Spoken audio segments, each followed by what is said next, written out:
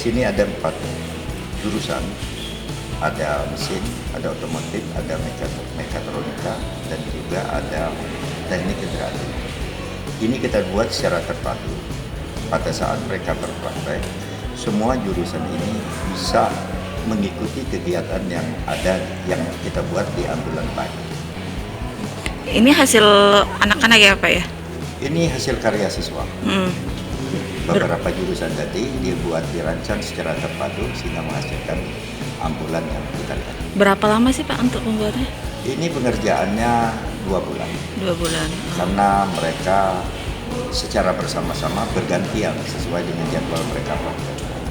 Tapi ada juga mereka yang melaksanakannya sampai sore. Ada siswa tertentu yang kita jalankan terus menerus. Ini pakai bahan memang maksudnya barang bekas atau gimana sih Pak untuk pembuatannya, atau yang tidak terpakai atau memang baru semua? Kita memanfaatkan motornya dari UPTT BPPK Provinsi Sumatera Selatan yang BLPT.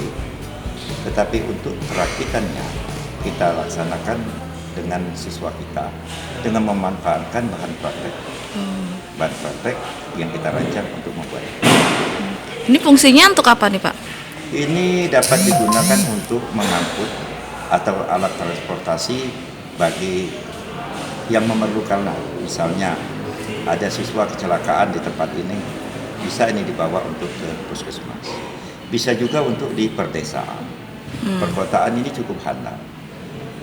Keunggulannya apa? Keunggulannya dia hanya menggunakan motor, jadi perawatannya cukup ringan. Pembiayaan operasionalnya rendah. Ini satu untuk pengangkut, yaitu yang mengendarai motor 1 orang. Tapi ambulan pagi yang untuk kapasitas 2 orang. Satu untuk penunggu ataupun pengantar pasien, satu untuk pasien yang sendiri yang akan kita bawa. Ini bakal kita launching atau nanti gimana Pak? Atau langsung? Ini rencananya akan kita perkenalkan ke masyarakat. Nantinya akan kita luncurkan pada saatnya.